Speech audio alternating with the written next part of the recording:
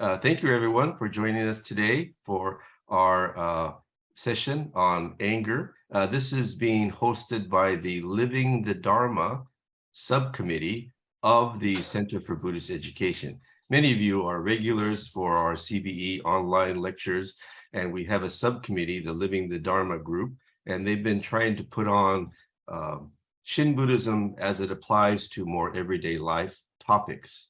And in May, we had a session with Dr. Larry Ward, who is from Thich Nhat Hanh's Plum Village tradition, and he spoke about anger. And today we have Reverend Dr. Takashi Miyaji to give us more of a Shin Buddhist perspective on the approach to anger. Reverend Takashi Miyaji is a graduate of UC Berkeley.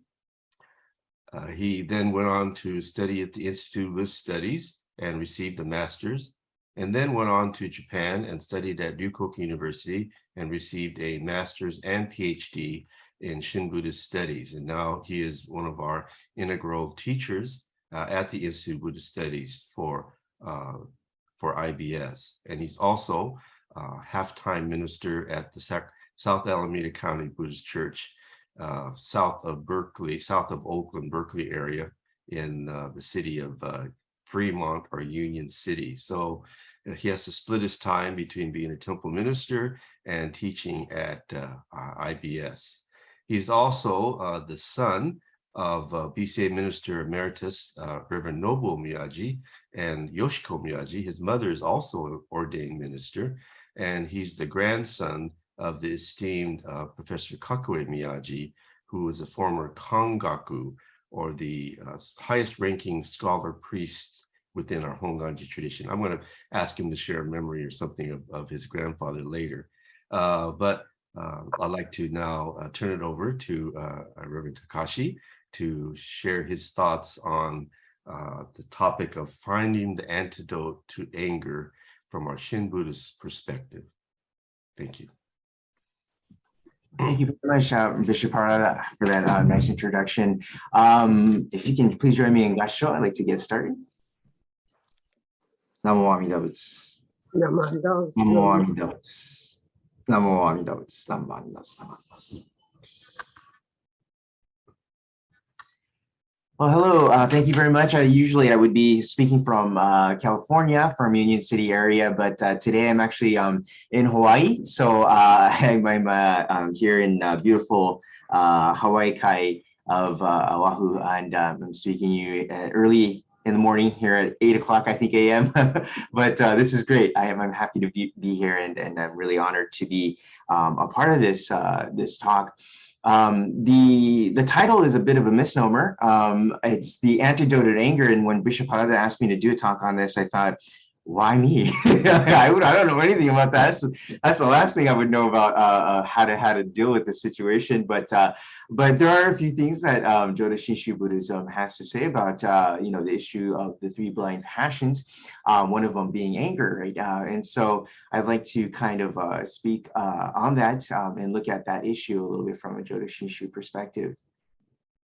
So I'm not an expert on science, but I was watching the talk by Larry Ward the other day, and it was really fascinating and eye-opening talk. He has kind of like this way of speaking and concisely and succinctly, and making things easy to understand. And so I was able to really grasp what he said. And so he said that anger is this natural neurological response when encountering a threat, right? And so in many ways, I think this natural response to each other is going unchecked.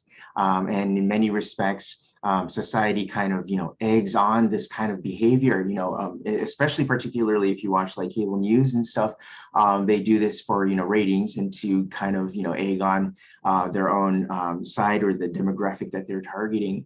So anger then is just kind of everywhere, right? That we see, particularly in today's society. I think a lot of this stems from the baby boomer generation that's leaving this world in tatters. I'm sorry, did I just say that out loud?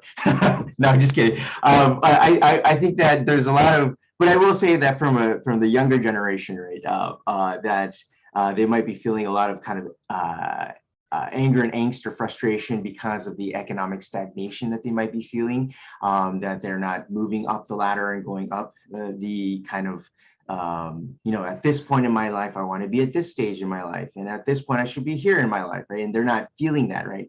And I think that there's a lot of kind of frustration there. When we're growing up, we're told that if we go to college and we get a good education, that we'll succeed and we'll have a good paying job and we'll have, financial security, right? But that model hasn't been working for quite some time. And so I think a lot of the younger generation is feeling this kind of frustration. Many people have college degrees, they're still living at home, right? And it's not like they want to, right? They want to have financial independence, but are unable to do that because of these student loans and the job market being highly competitive. And if you add to the fact that as a collective whole, we're not really kind of tackling or taking on the issue of climate change, that in all the, even though the fact that all the signs are pointing to the fact that, this world is really suffering from this issue, I think adds to this anxiety and this sense of instability. So the inefficiency on top of this of our government, right, failing to address not only the, these issues that I just mentioned, but also other issues such as gun control, right?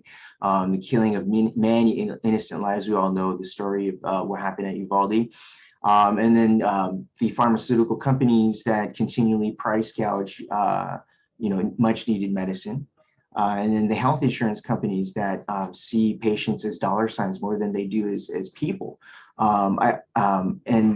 Just coming on the airlines too, coming over to Hawaii, right? We're treated like cattle more than we are customers. And so, this is the kind of world I think that a lot of people see, and a lot of people are getting kind of frustrated.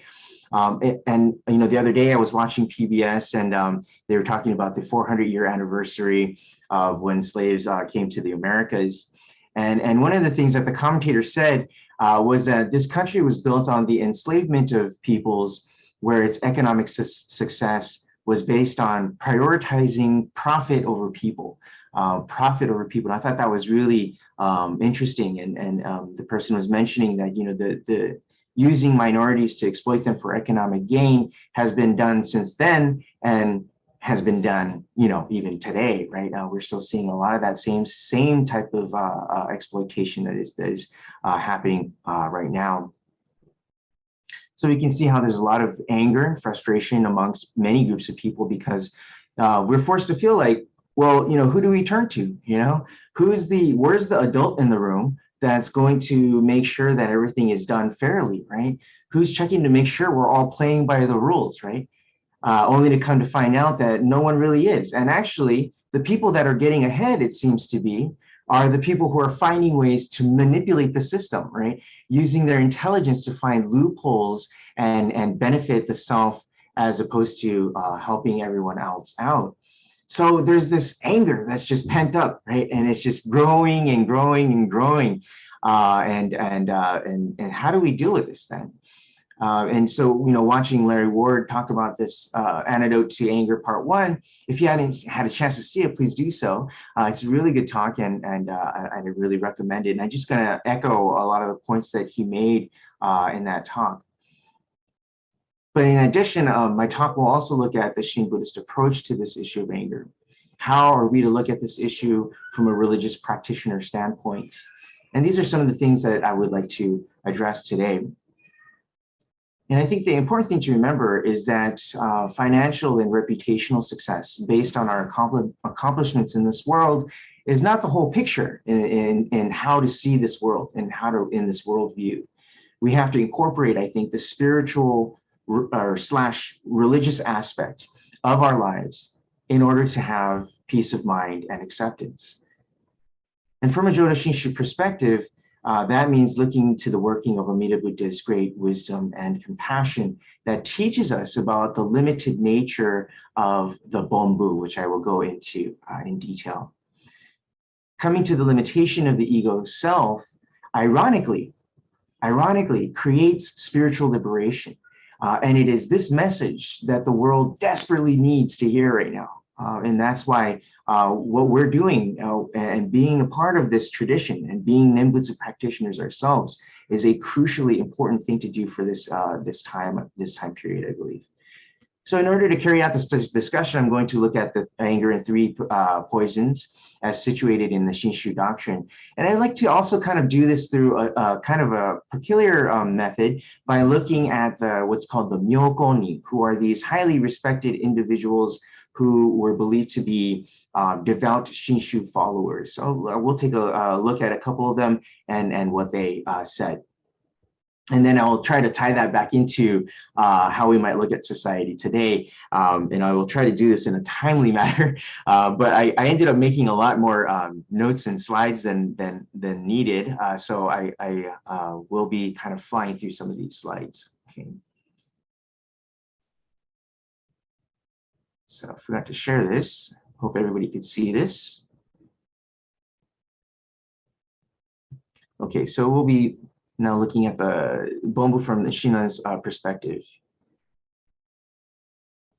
So anger and the three poisons fall under the category of how Shinan defines evil. But Shin Buddhism has a very specific definition of what evil is. So we have to kind of look at that first. And in Mahayana Buddhism, evil consists of those who commit the 5 grave offenses, which is listed right here in this big thing. I'm not going to read this, but if I could draw your attention to the 5th one, which says speaking evil by saying there is not cause and effect. So this is denying the principle of causality here, and constantly performing the 10 transgressions throughout the long night of ignorance. So what are the 10 transgressions? Destroying life, theft, adultery, lying, harsh words, speaking ill of others, idle talk, greed, anger, and wrong views. Okay. So this is what's explained in the Mahayana understanding of what evil would be. So if you look at this next chart here, what Shinan is referring to as evil, I'm going to just read this, what's in this box here. It's common to define evil here in this category as in intending to do harm onto others or evil actions. But Shinan's notion of evil is not just about this one box here. He is referring to evil as the egocentric individual. So what's at the root of intending to do harm to others is egocentricity. And these, as well as these other categories you see here going clockwise, neglecting other people's feelings, only recognizing my own accomplishments, seeking fame and profit, seeking approval and recognition from others, civil law, or, obeying them or disobeying them, immorality. There's probably more. This list is definitely not exhaustive. This is just what I could think of off the top of my head. At the root of all these things is egocentricity. Okay, and so Shinan Shonin is defining evil then as in terms of egocentricity, not the specific actions that we do per se, although those are also under the category of evil, but he's taking it on a much broader level to say that it is egocentricity. So evil equals egocentricity is the way you should look at it in the Jodo Shinshu perspective. So then going back to this, the list of the 10 transgressions here, destroying life, well, we do that pretty much at every meal, right? Even though we're not the ones butchering the animals, we're still part of the cycle that creates, we're still part of the demand, right? That creates the supply. And so we're still part of the food chain that requires or that wants to eat, right? And so we destroy life all the time, right? Theft, adultery, lying, harsh words do all the time, right? Speaking ill of others, I do all the time. Idle talk, oh my gosh, that's me every day. Greed, anger, and wrong views, right? This is rampant, right? And so from Shinan Shonin's perspective, it's more like who isn't doing these things, right? Who doesn't fall under this category? Shinan considered himself this quote unquote evil person who is misguided and off the right path of the Buddha Dharma. So it's important for us to recognize, what Shinan meant by the word evil. A lot of people get turned off by this term and how we use this term. But if we understand it in terms of evil equals egocentricity, I think that kind of puts things into perspective a little bit more. So he doesn't mean evil in the sense of someone who wants to do harm and inflict pain onto others per se. What he's referring to as evil is a much broader definition. It's this idea or this worldview of me at the center. I am the center of the world. Everything should be catering to my needs. Okay. So just to kind of give you an example, we might give to the local food bank, right? But I don't know about you, but in my case in particular, if I don't receive a thank you, right, or some letter of gratitude, I'll think twice before I donate to that place again, right? But really, if you think about it, why does that matter, right? Shouldn't we just donate for the sake of helping others? Right? And from a Shinshu perspective, the answer is no, we can't do that. It's because of our Bonbu nature. It's because of our egocentricities, our egos. And so this recognition, no matter even how small it is something that I demand of others when I feel like I'm doing something nice for them or I'm doing something for them, right? And this is all with the intent of caressing the ego self. There is a small element of me in every action that I do. And so that's what Shinai Shonin is referring to here. And just to continue on, Shinai Shonin also defines what Bonbu is. And Bonbu is a foolish being, as expressed in the parable, the two rivers of water and fire. We are full of ignorance and blind passion. Our desires are countless, and anger, wrath, jealousy, and envy are overwhelming, arising without pause. To the very last moment of life, they do not cease or disappear or exhaust themselves.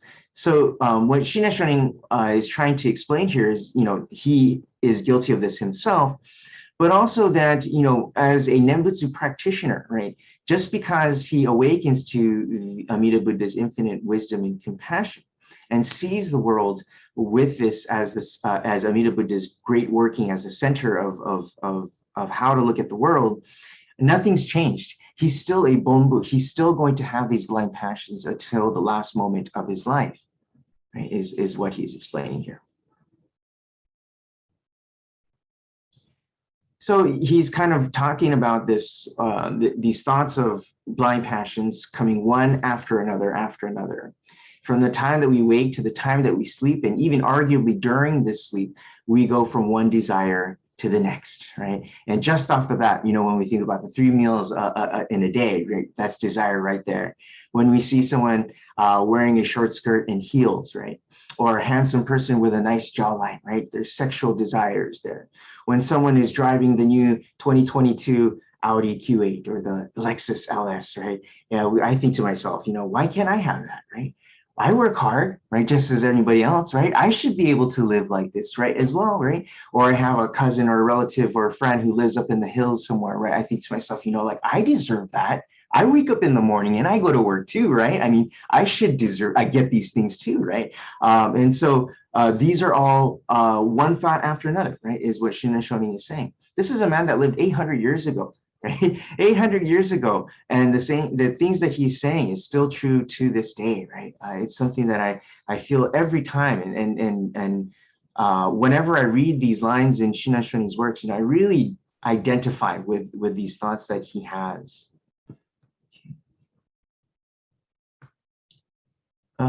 So I'm going to skip over this, but maybe we can come back to this, but in the interest of time, I'm going to skip over this, the issue of what the soul is in Jodo Shinshu. Okay, so what is then the solution then? Well, famous Shin scholar by the name of Omine Akira Sensei explains kind of the following. He says that if you go to the pier, like let's say you go to the pier somewhere and you look at the water around or near the pier, the water that is stagnant next to the land is very murky and very disgusting looking, right? So imagine if yourself particularly at Pier 39 in San Francisco, or maybe if you're at the Santa Monica Pier, or what's the one in Seattle, the Pike Place Market, right? The water there is very murky, right? There's a lot of trash in it, a lot of dirt and grime, and who knows what else is in there. You wouldn't think to swim in there, that's for sure, right? And it's hard to imagine that anything could be living in there, right? But when you look out onto the ocean itself is absolutely gorgeous, right? The same body of water is wondrous and marvelous. There's nothing like it. Out here in Hawaii Kai, where I went to, Makapu'u, this place that you can look out onto the ocean. It's beautiful. It's just breathtaking, right? And we all know this. We've all seen, what the ocean can look like when we look out onto the coast. So how can something that, when you look at it closely, that is absolutely disgusting and vile, turn into something so beautiful? Akira Sensei said, Omine Sensei says, and this is the wondrous and inconceivable working of the ocean. It is the oneness of all things. And this oneness takes in all the murkiness and the dirtiness and changes it into something beautiful and marvelous. And the murkiness is nothing in comparison to the larger body of water itself, which is beautiful and gorgeous. All things vile is swept up and absorbed and only adds to the wondrousness of the ocean water. But we don't have this capability of making this happen, right? It happens on its own, right? And this is what we call the inconceivable working of other power. And so all sentient beings, because of our Bonbu nature, cannot change the human condition, right? But we do not remain in this delusional state, in a condition of suffering and corruption. What changes our very nature is the inconceivable working of other power, that of Amida Buddha's infinite wisdom and compassion. Amida Buddha, I have to restate here, is not a deity. It is not a separate entity that we pray to. Right? Amida Buddha instead is the principle of wisdom and compassion, that which transcends the very parameters of our human understanding. But the important thing to remember is that it transcends, but also embraces at the same time. And this is a key kind of characteristic of Amida Buddha's great compassion. So from a Jodo Shishu perspective, our goal is, sorry, I skipped over this slide. I should go back.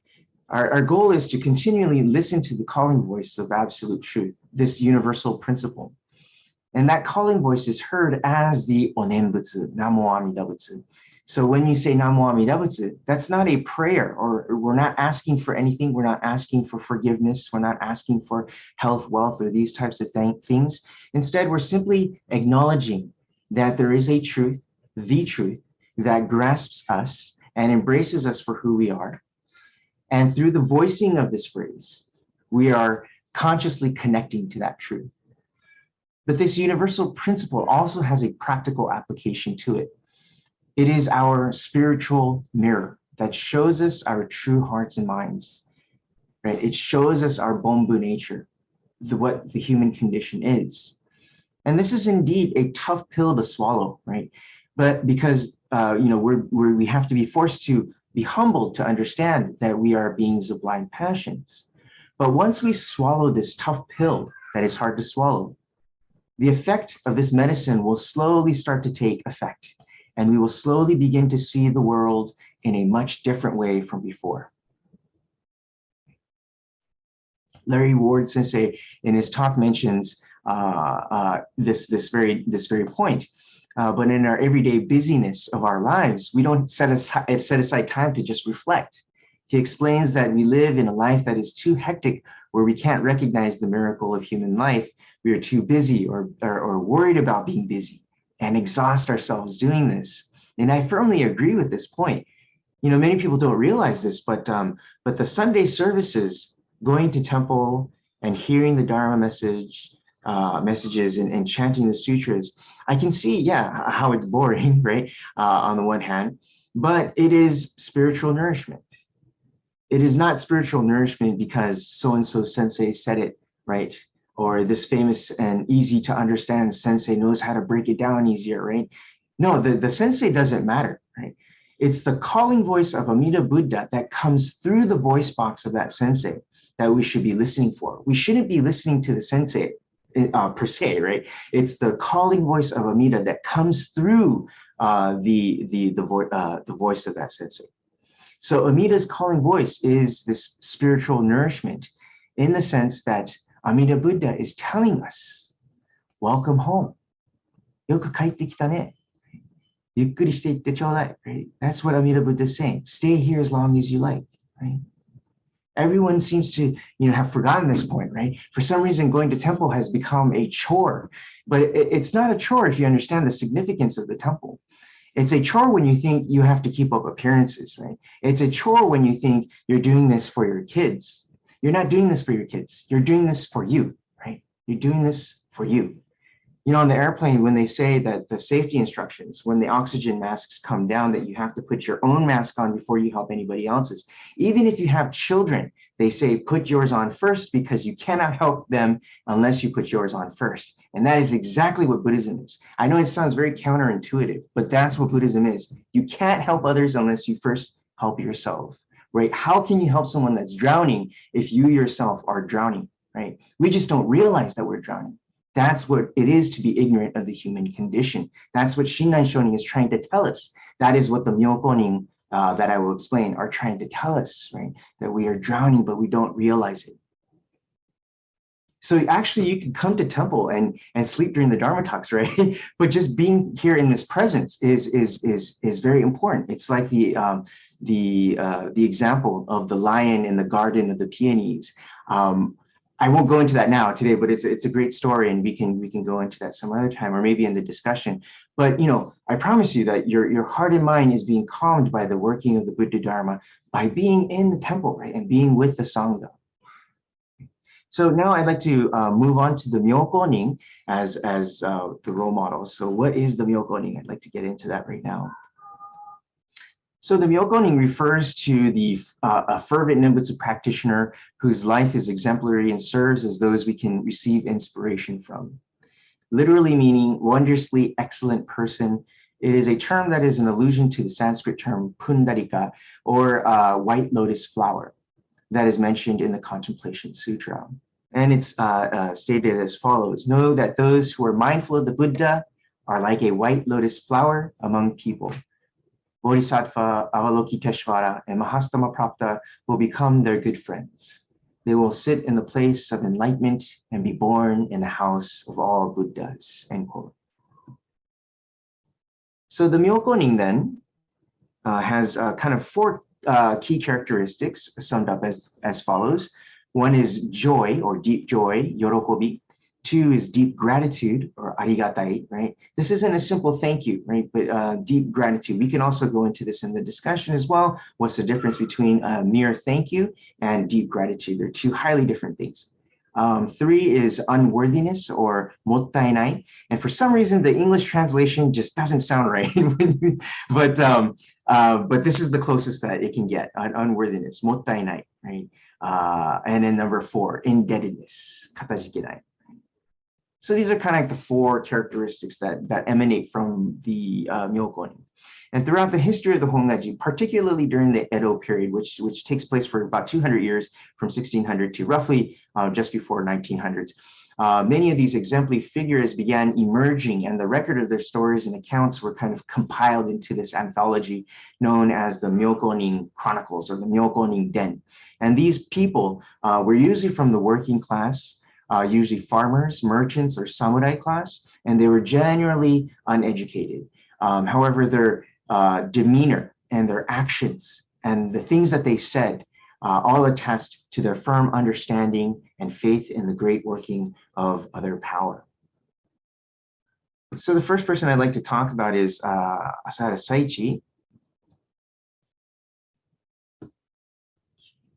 Get my slides in order. I'm going to skip this one in the interest of time and move on to this one. Bonno o kuramu janai, yorokobi no tane, satori no tane, namo amida butsu. Do not regret one's blind passions. They are the seed to joy, the seed to enlightenment. Namo amida butsu. Oh, maybe did I skip?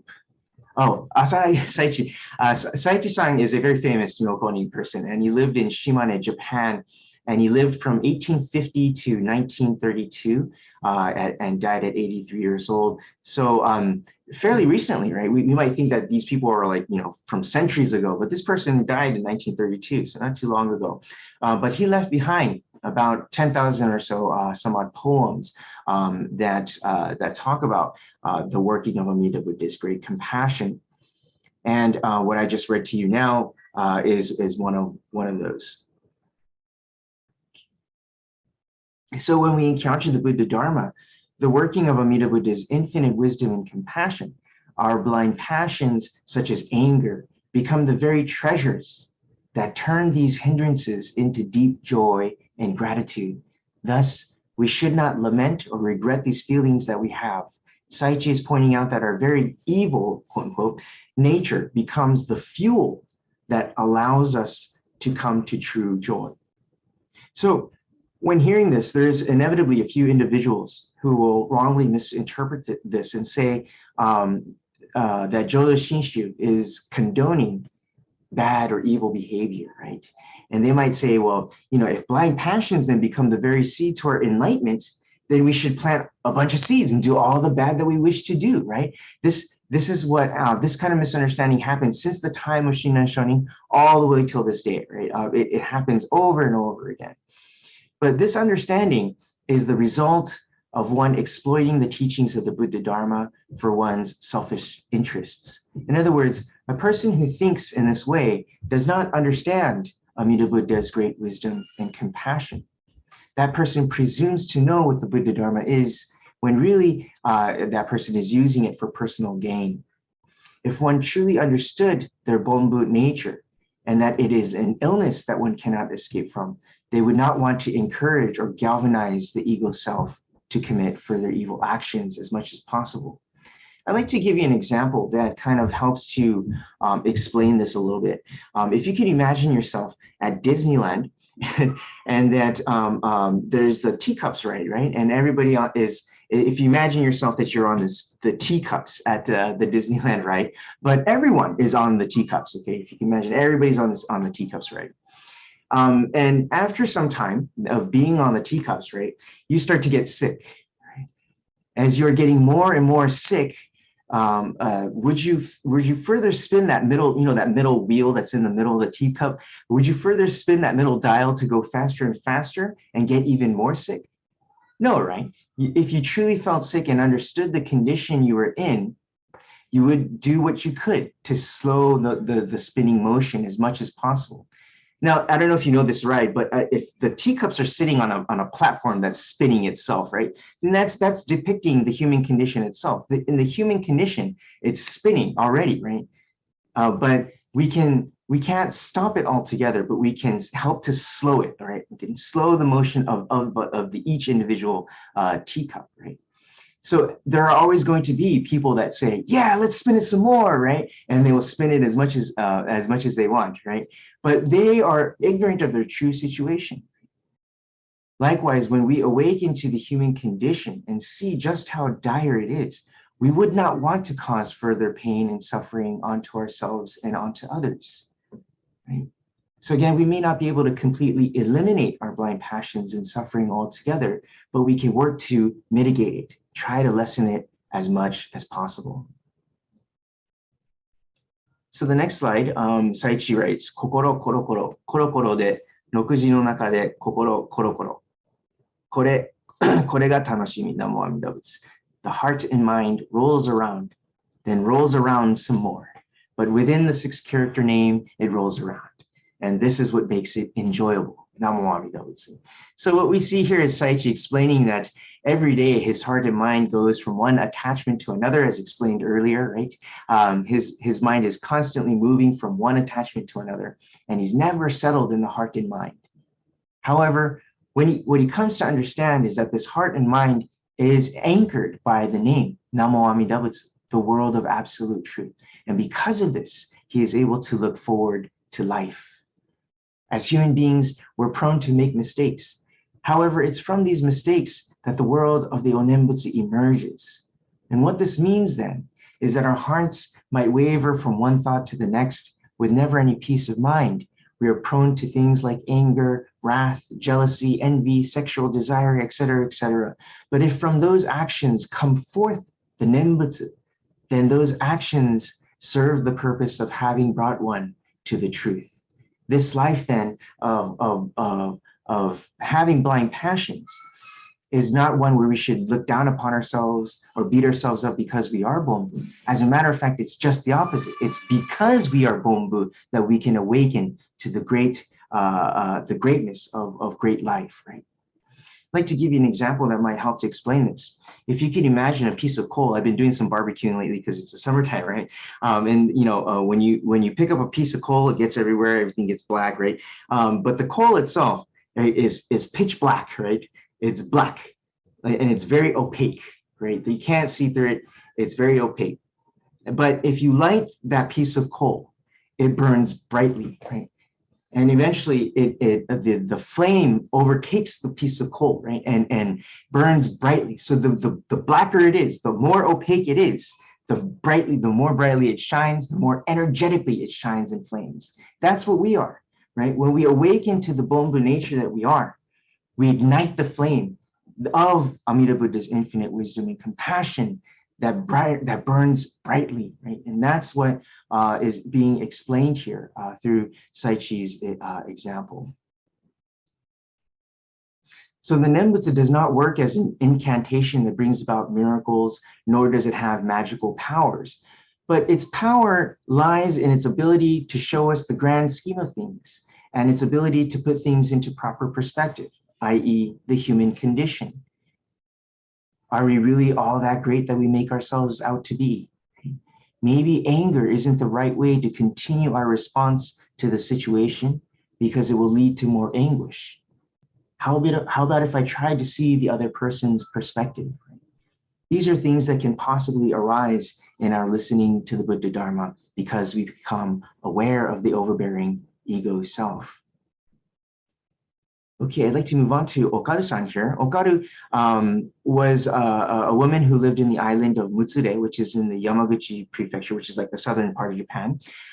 She lived from 1801 to 1856 and died at 56. And she's kind of known as this very headstrong and strong-willed person. She was a farmer and eventually married and had children. However, her husband had an affair, and Okada was very enraged at this occurrence. So long story short, she went to her local temple, Temple Saikyoji, and talked to her resident minister there, Reverend Gendo. And over time, through this teacher's guidance, she came to encounter the Buddha Dharma. So Okada on many occasions told the minister, how much her husband was this bad person for his infidelity. But after hearing much of her grievances, the sensei told her to stop trying to change her husband's thinking in evil ways, right? The minister explains that the husband is caught in his own hellish existence of lust. However, her anger towards her husband was stemming from the fact that she could not change her husband's actions to her will. And this world is one in which we cannot control many things, right? Such as, whether our children will live or die. We never know when death will come. So the sensei continues to explain that in the same manner, trying to make her husband's mind the way she wanted to be became the source of her problems. So hearing this then, Okada began to reflect on her own life and her actions towards others. And she began going to the local Jodo Shinshi temples all around the area, listening to one Dharma message after another, after another, after another. And she earnestly kept listening and pursuing the Buddha Dharma. And through the guidance of her teacher, Reverend Gendo, and her experience of going through a difficult marriage, Okada-san came to understand the working of Amida Buddha's great wisdom and compassion. She was uneducated, so she couldn't read or write. So it was said that, when she was out in the fields raking or hoeing, she would come up with an idea of her poems or what she wanted to write down. She would throw down her hoe and then run back in to the temple Saikyoji and tell sensei to write down her thoughts, and he would write it down for her. And so she left behind many poems. So the first one here is I just want to talk about one of them today. Motsuregami, that's a typo in Japanese there. Motsuregami, tokasu dai hi no chikai yue, omoki sawari mo ito no, excuse me, karugai. Amida's vow, the great compassion, combs my tangled hair. So the heavy obstacles, barring my Buddhahood, are no longer obstacles. Amida's vow, the great compassion, combs my tangled hair. So the heavy obstacles, barring my Buddhahood, are no longer obstacles. Okada had a knack for explaining Amida Buddha's great working using everyday things and tools and everyday situations. And we can easily picture what's happening here. As Okada combs through her tangled hair to straighten it out, she comes to the same thing happening to her as she embraces Amida Buddha's great compassion. Amida's vow is the guarantee that all sentient beings will attain spiritual liberation. And this is known as the 18th vow or the primal vow. And in this vow, Amida explains that all sentient beings will be saved who are caught in this realm of suffering. They will attain spiritual liberation. And more simply, our path to spiritual liberation is provided to us through this Nimbus teaching. And all we have to do is hear that voiceless voice and walk on this path. So many of us might think that our blind passions become the very obstacles that keep us from awakening to Buddhahood. In fact, most schools of Buddhism will explain this, right? They will say that you have to carry out some kind of religious practice in order to extinguish your blind passions, right? So many people have this idea that we have to work to extinguish our blind passions in order to attain enlightenment. But Amida Buddha and Okada San here tell us that it's exactly the opposite from that. The heavy obstacles or the tangled hair in this example gets straightened out by the Buddha's working. And if you know how hair goes, it's natural for hair to get tangled, right? It needs something like a comb to get untangled. And in the same way, it is natural for us to have blind passions. But through Amida Buddha's infinite wisdom or compassion, our blind passions no longer become hindrances to our enlightenment. Amida Buddha exists precisely because there is the sentient being that needs Amida Buddha to exist in order to be pulled out of the world of suffering. Okay. So that was Okada San. There are other examples here, but I will skip over these. These are more that she's written. So the last one I kind of like to talk about is Genzasan. See, all right, 45 minutes in. Okay, yeah, we'll go ahead and talk about Genzasan. Genza is also a person who lived from 1842 to 1930 and died at the age of 89. So this is during the end of the Edo period and the beginning of the Meiji time. So he grew up and lived in the Tottori area, Ganshoji Temple. So Genzasan is this very famous myokonin. There's actually, as Bishop Harada was mentioning, a book, comic book that's based on the life of Genzasan. Genza's stories are constantly used. So I'm sure you've heard many stories about Genzasan. He's the one who talked about, I'm so grateful that my nose is pointing downwards instead of up because it was raining one day. And so he said he was grateful for his nose being structured to be pointing down. And then he would thank his hands because the hands don't need to be changed or swapped out for new and fresh ones, right? And so he has all these little stories, right, that people constantly say to this day. But I don't want to talk about what he wrote. I kind of want to talk about how he came to Jodo Shinshu Buddhism. Genza's father and him were farmers. So, but one day his father dies when Genza was still at 18 years old. They went to work out in the fields, and in the morning or in the daytime, the father says, I'm not feeling too well. I want to go home. So they go home in the afternoon, and by the evening time, the dad passes away. And at his deathbed, he says to Genza, after I die, rely on Oyasama, right? After I die, rely on Oyasama. So this sudden death, shocked Genza to his core, right? It is from here that his path to listen to the Nimbus teaching begins, and he earnestly seeks to understand the Buddha Dharma by going to his local temple, going to listening to many Dharma talks from other teachers as well. His zeal in listening was intense, but he couldn't understand the meaning of death. How can someone who is living die at that very same day in the evening, right? I mean, he was alive. He went to the fields with him, right, to work, and he dies later on that evening. And then who is this Oyasama?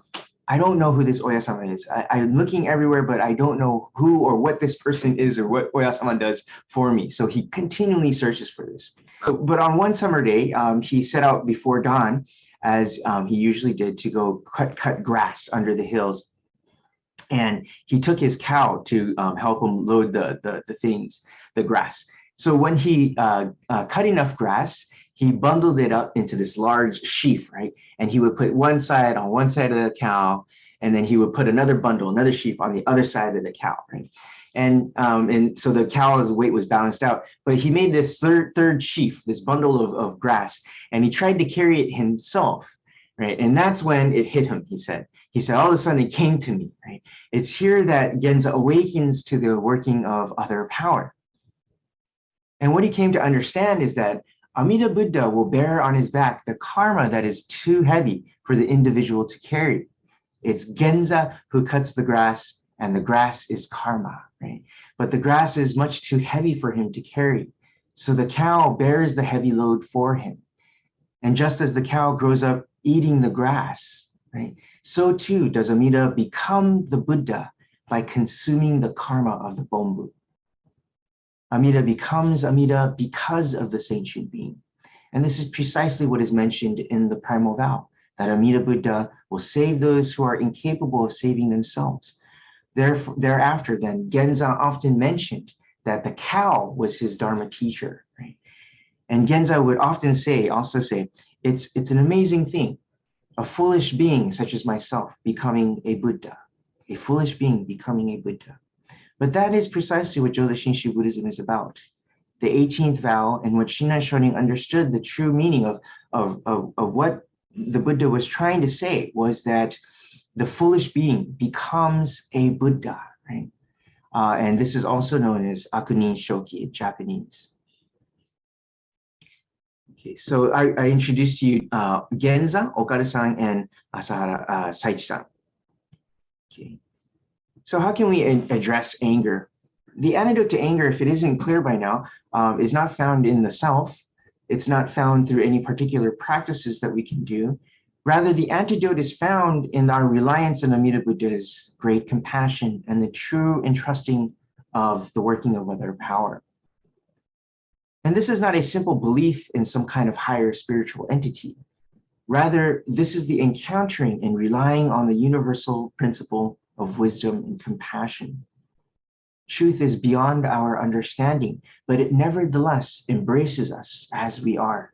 In other words, Amida Buddha and the Pure Land is the spiritual mirror. And through this mirror, we are brought to see that the anger that arises within us, it arises within us, but also that we should not be consumed by this anger. When we have this mirror, we have the eyes to see, and this becomes our source of spiritual grounding. You know, when I look at the recent news, there's nothing but tragedies occurring in this world today, and things that get us angry. You know, one of the things, I don't want to get too political here, but you know, the whole we just celebrated 4th of July, but I think it's important to reflect on the fact that, you know, our nation came close to, you know, collapsing on January 6th. It's very obvious now with all the evidences and the videos that's come out that, you know, that we were really on the kind of like the verge there for that day, on that day. And I found myself getting really angry, you know, and watching the news. And in another example, I was washing the dishes one night, and I was watching this news segment that was talking about the Ukraine and Russia war. And it was this really tragic story of how disabled children were being abandoned by their families, who in desperation fled the country without them. So, you know, and there was this one such child that was crying, right? You know, was crying over and over, mama, mama, mama, right? Not knowing where his mother had gone, right? And you could really feel the sadness in his cries. And as he reached out his hand to touch the newscast, you know, the news person who's covering the story, right? And I have to admit, you know, I couldn't continue washing dishes, right? You know, I started, you know, I sat there crying, right? Thinking about this situation. And I thought about, you know, who caused this to happen, you know? And I could only think of one person, Putin, right? And I think about how enraged I get over, you know, people like this who are the culprits in causing so much pain and anguish in this world, right? So there are many things to be angry about in this world, you know, the situation with the Roe v. Wade situation, you know, and the recent tragedy, Uvalde, right? The government's inability to respond to these situations, and the blurring of the separation of church and state, right? and the attacks on AAPI from many groups of people, right, perceiving us to be the cause of COVID and these kinds of things. There are so many things that are causing a lot of instability and unrest in our world right now. It's hard to imagine that there can be calm, right? It's kind of like we're in a room where we have like a straitjacket on, and no amount of yelling or fighting is helping us get out of the situation. We feel even more consumed, exhausted, and without any options. There is no space for calm in our hearts and minds. But when we turn ourselves over and truly receive the Buddha's great compassion, we come to see a world that is much greater than just this ego-driven one. We start to see that all the things that is causing unrest and pain in this world is the result of people neglecting to see their egocentric selves. Amida Buddha shows us another way. Amida Buddha provides us with the eyes to see the world as it truly is. And as we saw with the Myokonin, they have come to realize the world of infinite wisdom and compassion. They saw and felt what the Buddha feels. They have received the Buddha's mind. We call this Shinji. And through this heart, they could see their true selves and the way this world really is. Anger and the other blind passions, for that matter, is a natural part of being human. Rather than to suppress those feelings, it is important to be honest with them. And we do that by coming to listen to the Buddha Dharma, and then engaging in dialogue and conversation, not only with ourselves, but with other people. Nothing can humble us more than Amida Buddha's great working.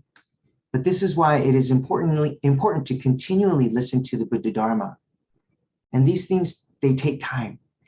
But in our fast-paced society and with information that is only a click of a button away, right? We want instant gratification all the time. Right? But our spiritual maturity takes time. It takes time for Amida Buddha's working to chip away at the thick and well-fortified ego shell that keeps out the light of wisdom. So this is what this religious teaching has to offer. When we come to understand the Buddha Dharma or Amida Buddha's great compassion, we learn to see our true selves as we truly are. We are Bonbu, but it doesn't end on a self-deprecating note. When we see ourselves as we are, we become then joyous. We become deeply grateful. We have a sense of unworthiness in comparison to this world of truth. And we feel indebtedness to the world of absolute truth, as the Myokonin did. There is a common phrase, blinded by anger, right? Blinded by anger. And that is precisely what Jodo Shinshu teaches about anger as well. It causes further anguish and suffering. But in our state, I promise I'll finish soon, but in our state of not seeing truth, if the proper circumstances arise, we can feel the warmth of truth. And this is the working of Amida Buddha's great compassion. And when we feel this warmth, we become open to its clarity. This is Amida Buddha's wisdom. So let's open our hearts and have the courage, the patience, and the audacity to listen to the calling voice of Amida Buddha's infinite wisdom and compassion. And with that, I would like to end today. Thank you very much for your time and in listening. Thank you.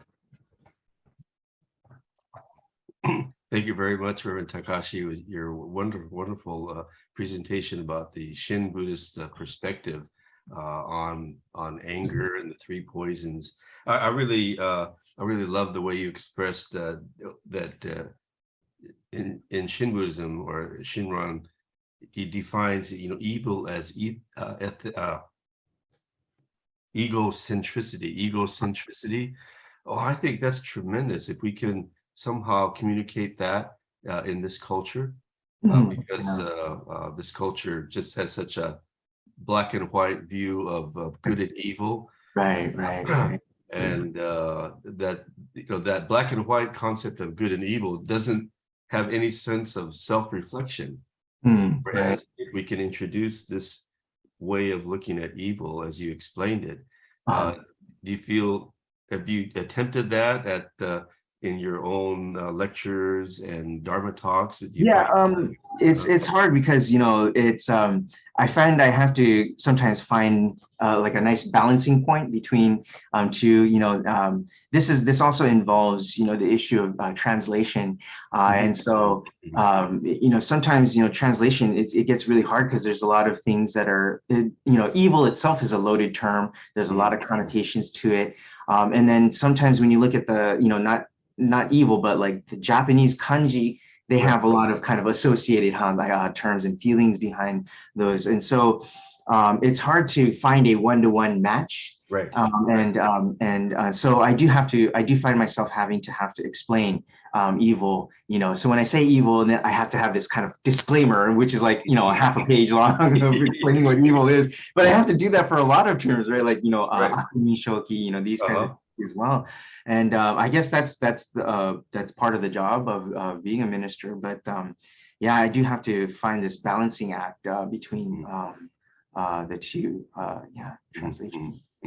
When you're studying in Japan, especially at Jukoku, you're reading all these really important texts and sutras and everything. And but were you also thinking of how do we express this in English? How do we present it to the Western speaking audience? And some of it is geared for the Japanese audience, but did you find that really challenging in your study? Yeah, being in Japan, that's what I figured my job was. And the Kokusai, the Ihonganji International Office has a translating team, and they invited me to be on their kind of committee, and I got to study under Tokunaga Ichiro Sensei, who's the Kangaku head Kangakuto right now. And I learned so many things from him. And then he would just, the Myokoni stories, he would just kind of just dart them out, and then I would just kind of absorb as best I could all the things that he said.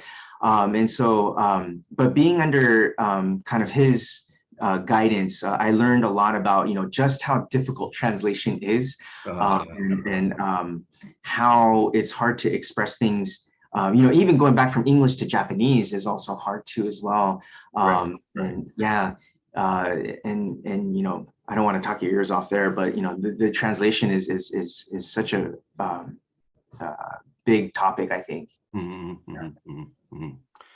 To everyone listening, I'm going to present a few more questions, but if you'd like to submit a question into the chat box, then I'd be happy to present that to Reverend Takashi. So go ahead and submit those questions into the chat as we already have one.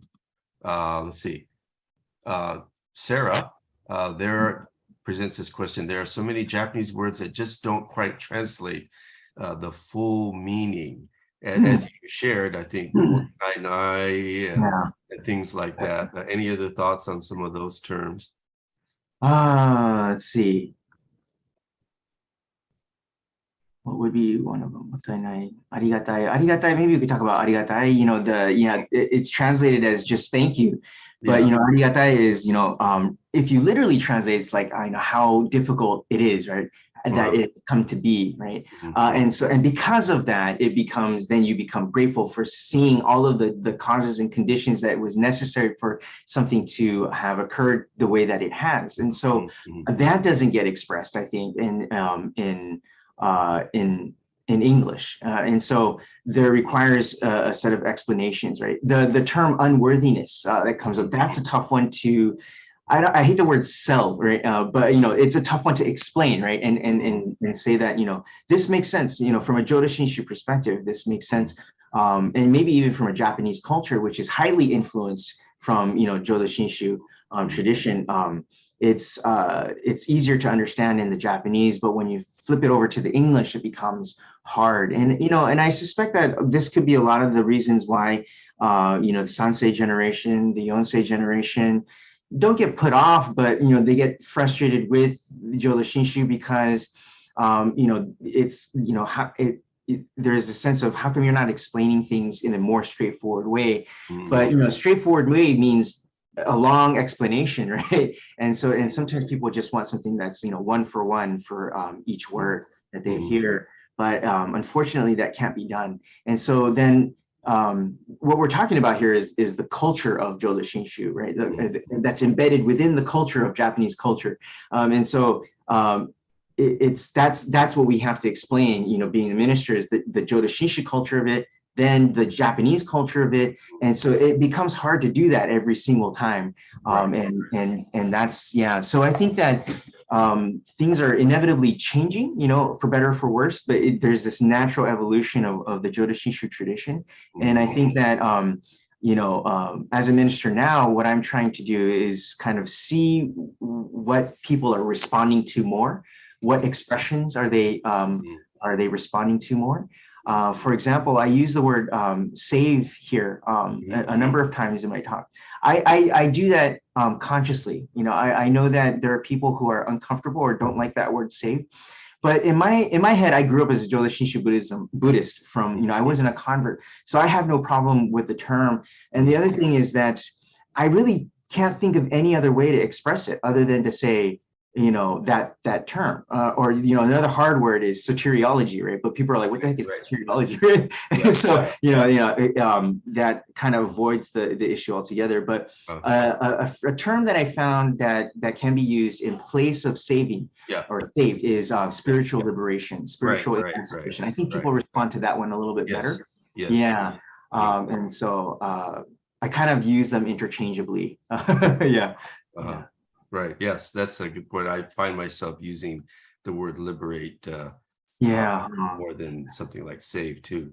We have some more really excellent questions. Let's see. Here's one from Igor. Is Bombu, in Shinran's view, the same as Akunin, or evil person? Or are there nuances in how they interpret that now? Is Bombu the same as Akunin, the evil person? I know you'd have to say they're similar, but are they the same? Really interesting. Well, yeah. So in the way that I kind of presented it, the Akunin comes out from the larger sutra, the Goaku, the 5 grave offenses, and then the Juaku, the 10 transgressions.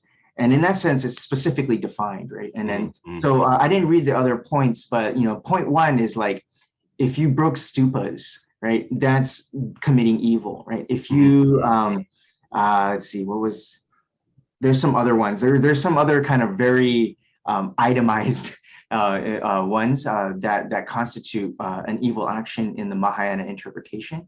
And so then that would be kind of the specific definition of that. And then the Bombu would be Shinran's use of the term, not of this dull, ignorant person who is unable to attain enlightenment. And so I think that's a good question. You know, that's where I would say the difference lies, but I think the usage of it for its intent and purposes is pretty much the same. Here's an interesting one from Alexander. Could you talk a bit more about why a Myokonin recited Nembutsu because his nose was not facing upwards? You know, I think that's Genza, right? Yeah. So I'm grateful my nose doesn't point upwards. Oh yeah. In the rain. Yeah, so I heard this story many times, but it never quite clicked for me. So if you could talk about that story. Oh yeah. It's basically this gratitude, right? So that you know, he was kind of running with this big. It was raining hard, and so he. The minister was running, right? And then, was it the minister? I forget how it goes. Anyway, he crosses the minister, and the sensei asks him, it's raining hard, huh? You know, and you know, it's really coming down today. And then Saichi then says, kind of just in passing, so you can tell like he wasn't really thinking about it. He just said it off the top of his head.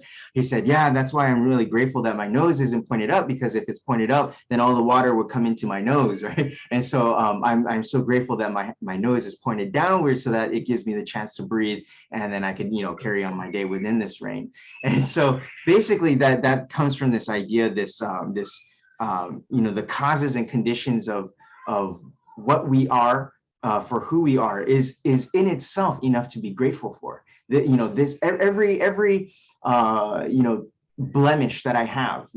I always was self-conscious for a long time for being short, other compared to, some of my friends or, some other, sports people, right? They're like 6 feet and above, right? And I'm like 5'6", right? And this short guy. But then, as you are, right? Those causes and conditions that have led me to be the way that I am, the body that I have, is grateful, right? Is something that I should be grateful for, right? And this constant comparison of me and other people and how much, I can't, compete with these other people is this comparing that's unnecessary. And in Jodo Shinshu Buddhism, it's saying that your causes and conditions that have led you to where you are today are the causes and conditions that were needed for you to be able to come to the Buddha Dharma here and now. And so this life is one to be grateful for, and all its blemishes and all its shortcomings and all its drawbacks that you have. Mm-hmm. Yeah, I think for Alexander, many of the episodes and stories from the Myokoning, we may not quite get because of the spiritual depth of that Myokoning, especially like this one. What's so great about that? Those points down, but they have such a awakened understanding of something that's so kind of mundane. What about that's great that you shared some of these stories from some of the Myokoning. Any thoughts of Myokoning, contemporary Myokoning that either you've encountered in your own life or people that you kind of regard as Myokoning like individuals? Yeah, they're so I've mentioned this about the mature, well, how should I say this, coming to the temple, listening to the Buddha Dharma, and the older members, when I see them, that's who I kind of learn off of, that's who I see. And so, the ones that, just passed away, here at the, Southern Alameda County Buddhist Church, I commonly use this example, but, Mary Misaki, right, who brought out a birthday cake when her husband passed away, right? Sorry to call name drop you there, but you could cut that part out. Anyway, this person, when her husband passed away, right, brought out a birthday cake at the funeral, right? At the funeral, right? To say that now this person is born in the Pure Land, right?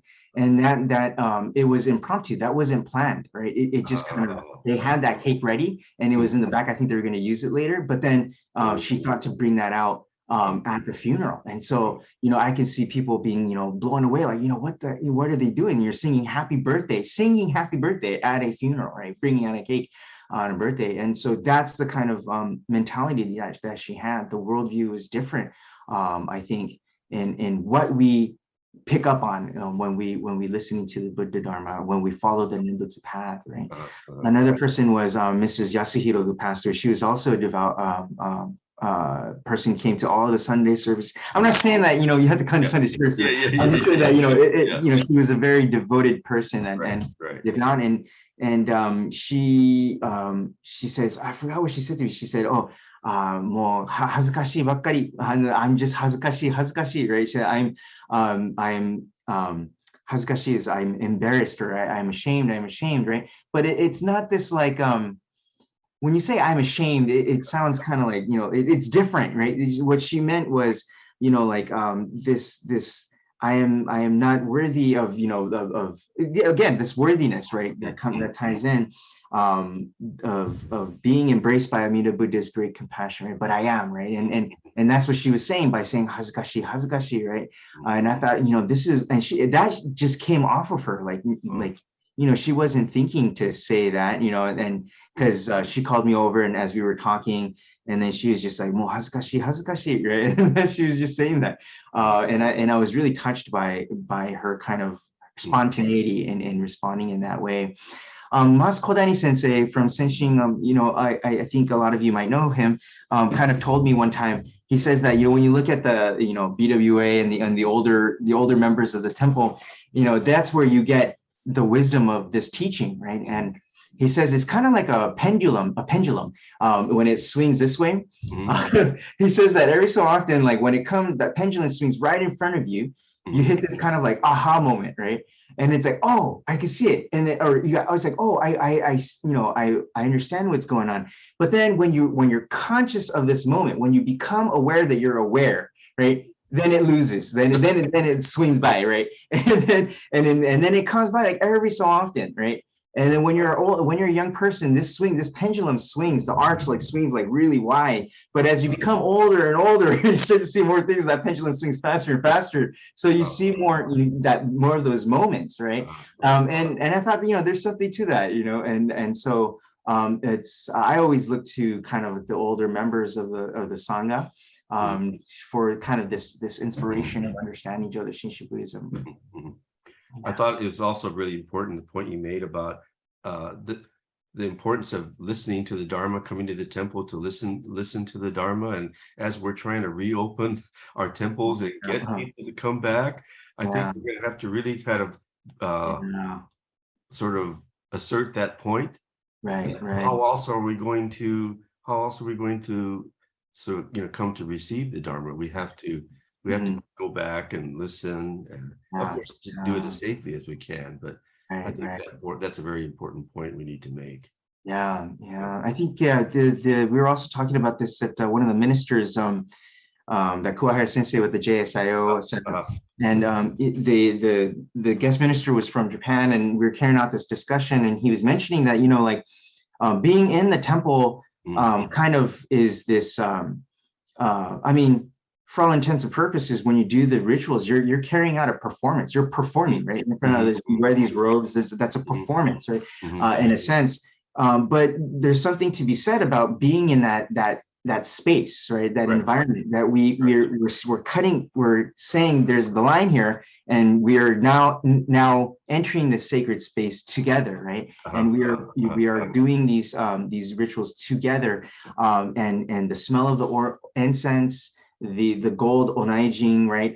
And being there with other people, even though you're not directly interacting with them, maybe during the services, but chanting together, singing the gathas together. There's something to be said about that, right? Being in person, I think, is being a part of this Sangha experience that you just can't get on Zoom right now.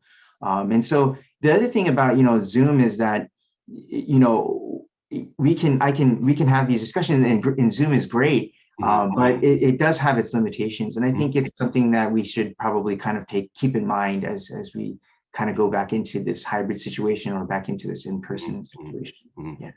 Yeah. I see Jane had her hand up. Did you want to pose a question, Jane? If you'd like to, you could unmute yourself. And thank you, Sensei.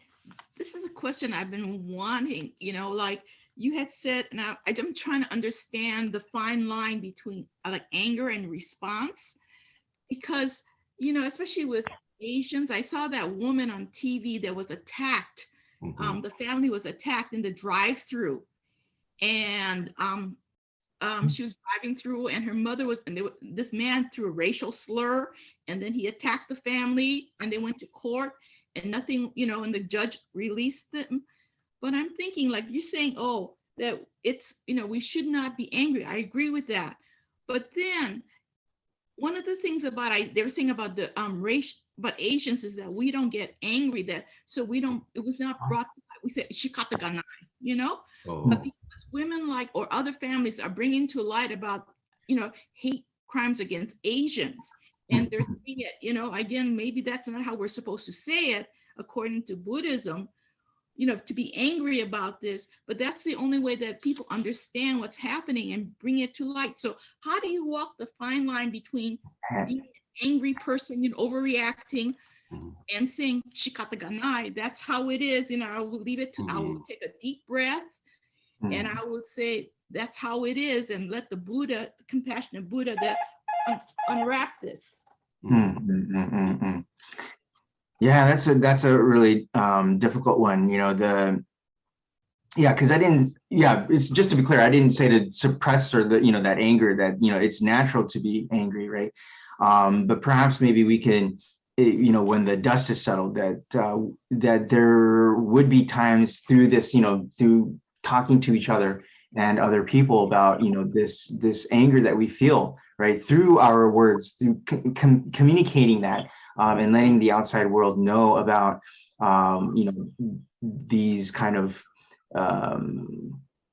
infractions, I should say, or these kinds of things that make us angry, right? That's how we should kind of channel that anger, to use it as fuel to respond to the situation in a different way, rather than to use our own kind of raw anger in response.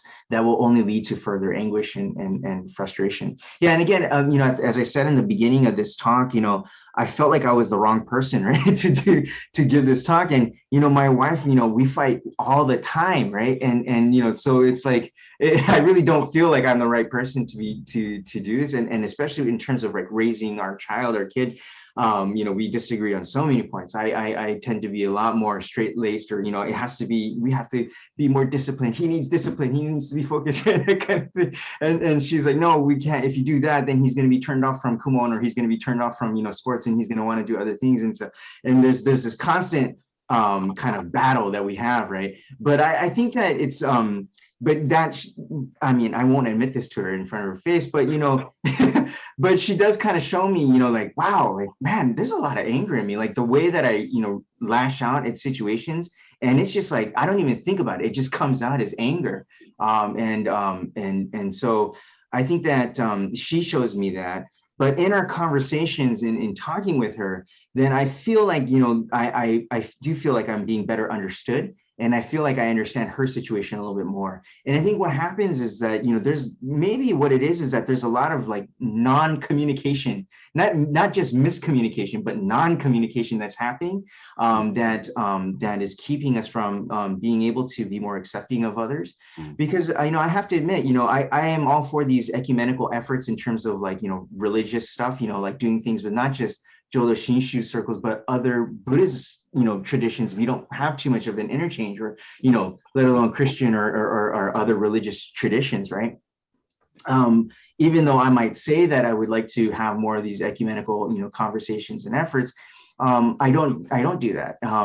But I think that if we had more of those conversations, there could be, more common ground that's found with each other, right? And so instead of, bad mouthing each other behind each other's backs, that we come to a firmer understanding and common ground. I think that would be supported. And it's again through this communication, I think.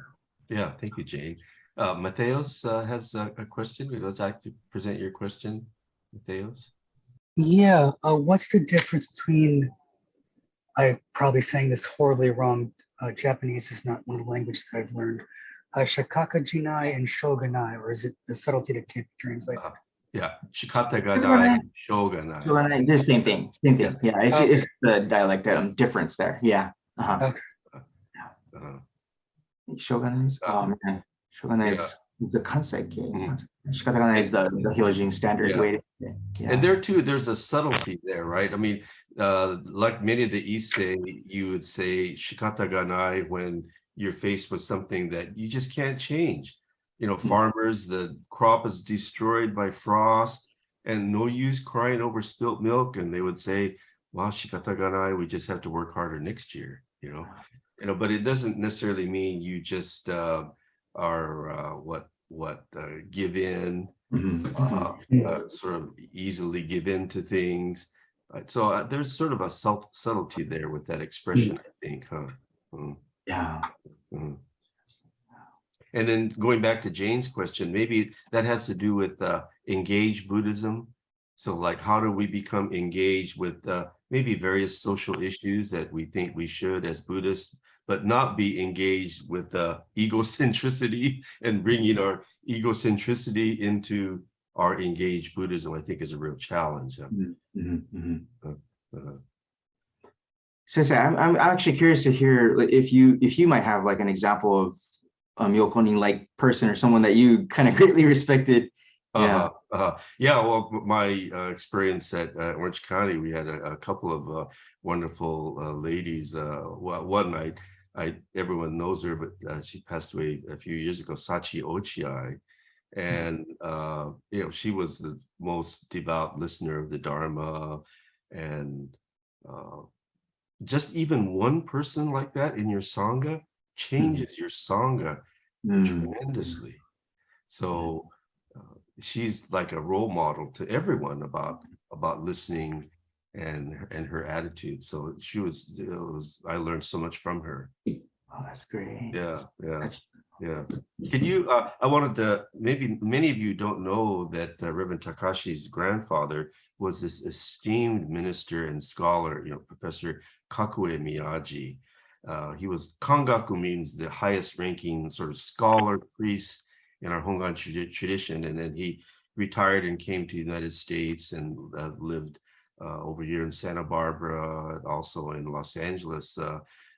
Any thoughts, memories about your grandfather? Yeah, it's funny because a lot of people they came. I remember towards the end of his life, he was bedridden, and but a lot of people from Japan would come, and ministers like Taitetsu no-san would come, and they would come to talk to him and see how he was doing and that kind of thing. And it's so it's unfortunate because in a lot of ways I saw him as Oji-chan, right? As I saw him as grandpa, not as a scholar. So I didn't really, I would get tidbits of it, but now that I reflect on the kind of person he was, I thought, wow, and I hear stories from my dad. He was a scholar through and through. Like, I mean, his walls are just covered with books, and he was always, reading and always, studying until really pretty much the end of his life. He was doing that.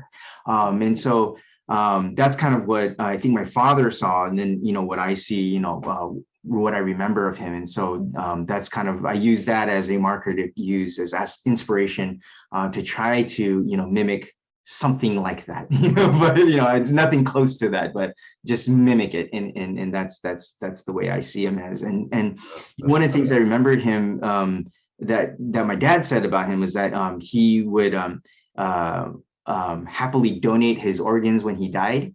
That's one of the things that he said he would do. So he would always on his ID card have that.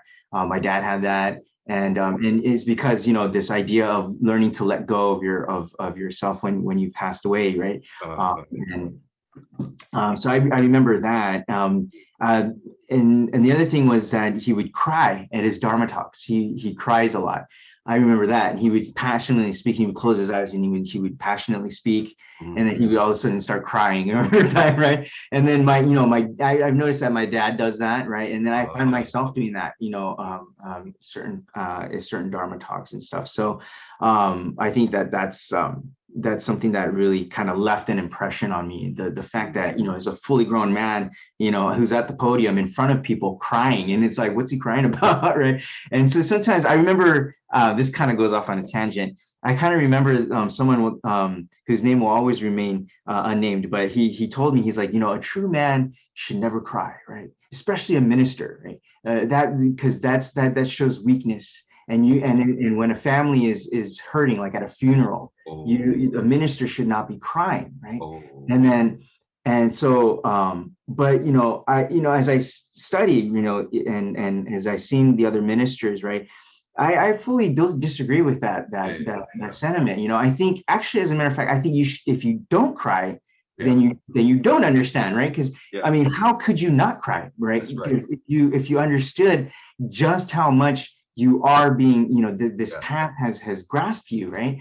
Then you can't help but to cry, right? And so, because again, it's like being in a straitjacket the whole time, and then someone is letting you go, right? Or being in a maze where there's no out, and you finally find a way out, or are being provided a way out. How can you not cry, right? And so that's kind of. But again, that person became my teacher in that way too, of teaching me that, of the importance of being able to express yourself in the face of the Buddha Dharma. One of your grandfather's Dharma talks, one expression that stuck out to me was, he said, if you really understand Jodo Shinshu, then you should be able to die at any time. So it doesn't mean you want to die right away, but it just means you resolve the matter of life and death. And boy, I remember that was a powerful message in one of his Dharma talks. Then a story your uncle Reverend Akio shared with me once was, as your grandfather later in life, he would go see him, and he says, hey, what did you have for lunch today? And your grandfather, he couldn't remember what he had for lunch, but then as he's kind of dozing off, he noticed, your uncle, Reverend Akio, noticed he's giving a lecture on the Tanisho. Oh. And it's word for word. It's this, maybe a lecture he's given many times, but he's reciting passages from the Tanisho and he's talking about it, kind of half asleep or whatever. But, that's at this deep subconscious of his. It's like, wow. I'm afraid of what I might say if my subconscious comes out. Yeah, you do. Your grandfather passages from the Tanisho. Wow. All right, thank you. Let's see. What other kind of sort of a practical approach to dealing with our anger? Reverend Kubose used to say, when you get angry, you should say the Nembutsu. Mhm. And I don't think he meant you should say "Naman Nembutsu," like you're swearing or something, but he would say, well, when you say the Nembutsu, you'd be surprised at how quickly your anger kind of dissipates. Mhm. And kind of like Thich Nhat Hanh says, take a couple of deep breaths. Mhm. Right. I just wonder if that might be a practical thing that we as Shin Buddhists could try. We may not Yeah, be able absolutely. to, Yeah, but yeah, absolutely. I think, yeah, there's something to be said about that. Yeah, one of the things that I was told at my wedding by my uncle, he said that he said, you guys are gonna fight, and then you guys are gonna be at each other's throats. He says it in front at the reception, right? And so he says, when that happens, come back to the Nembutsu. Both of you come back to the Nembutsu is what I distinctly remember him saying. And so, and I think that that's true. I think when we, there's this, a lot of times a lot of people are, when their loved one passes away, or Ji-chanba, mom, dad passes away, they donate the obutsudan back to the temple. And I think that this is one of the saddest kind of trends that we're seeing right now, right? Because the obutsudan should be at the home, right? Taken care of by the family, and the obutsudan should be considered a place that that you can be with your family in the presence of the Buddha Dharma. But we're starting to lose that tradition by, and there's this understanding that maybe people don't see the Buddha Dharma as necessary anymore. It's just taking up space in the house now, right? Collecting dust, and so they're donating back to the temple. But when we have the obutsudan here at our house, I do have this kind of central bearing. I don't know if that's because the way that I was raised, or if that's because of what I do now as my job, or but when I pass the obutsudan, I know that I'm anchored, that this house is anchored, right? And it's not anything super superstitious that like the Buddha wards off evil spirits or anything like that, but it just kind of brings things back into perspective, and it grounds me and letting me know that the Buddha Dharma, the Amida Buddha's infinite wisdom and compassion supports us, right? Whether we realize that or not. And it allows me to take a moment to be consciously aware of that. And I think, when we say the Nembutsu, that's what that's doing, right? That reflection, that moment of where we get a respite from ourselves, I think, is what the Nembutsu is trying to do. Oftentimes I say in our Dharma talks, in my Dharma talks, I say when you say the Nembutsu, that is the Buddha that emerges, right? Namo Amida Butsu is the Buddha that comes out of your mouth. And so, as earlier when I said that the minister gives the Dharma talk, but you're not really listening to the minister. What you're listening for is the Amida Buddha's calling voice, the voiceless voice that's coming through the Dharma message that we should be listening for. And when we say the Nembutsu, that is what is bringing us to understand, I think. And so, yeah, I think definitely in times of anger in the car, when you say the Nembutsu, that would be a great kind of practical way to kind of put things into perspective, I think. Maybe one final question in regards to your upbringing, your family. Maybe people don't know that your mother is also an ordained minister and studied just like your father. So were your family dinners, were there a lot of Dharma discussions, or was it like any other family and talking about the most of them are like that, yeah. But I find myself, now that I'm getting older, and like I don't really have much of a tolerance for staying up late at night. And, I used to, I was a party animal when I was in college, right? So I would go out a lot on the weekends and hardly come home. But now I know I really found myself, hanging out with my parents and talking to them. I'm like, dang, I've gotten a lot older. The times have changed. And I know, like, look forward to our conversations because they also have these tidbits that they give to me that I use for my, basically as ammunition for my Dharma talks, right? And some in a lot of the things that like I read in a book somewhere, and then I'm like, and then I get, talk to my mom or my dad. I say like, do you know this phrase, blah blah blah? And they're like, oh yeah, and they know it off the top of their head, right? Because to them, they've been hearing it since they were little kids, all throughout life. So to them, it's just phrases from the Tiny Show, these kinds of things, right? Another one was like Gyogemon, right? They just comes off of the top of their head. And so, that's something that I strive to kind of try to be, so that that things just come off the top of my head, so that I don't need to worry about, studying them again and these kinds of things. Yeah. Well, I just like to say that I know your grandfather, and your grandfather would have been so proud that you have entered this path and have gone to this extent to study Jodo Shinshu. And if you could see and hear your lectures, I think you would be just so proud, and your parents must be equally as proud of your work as a minister and scholar now. So thank you very much, Sensei. Thank you. So unless there's any other last question, I thought maybe this might be a good point to stop. But thank you very much, Reverend Takashi, for a wonderful session today. Thank you, everyone, for joining in with us and reflecting on our anger. We had 2 sessions now, part 1 and part 2. And then we're going to have a 3rd session on ignorance. The next one will be on ignorance this fall. Once again, thank you, Reverend Takashi, for taking time from your vacation in Hawaii. I'm going to go have a Mai Tai now. Thank you. Or Loco Moco for breakfast. Yes, absolutely. Yeah. So I'd like to close with Gassho then, if everyone can just join me in Gassho. Namo Amidabutsu.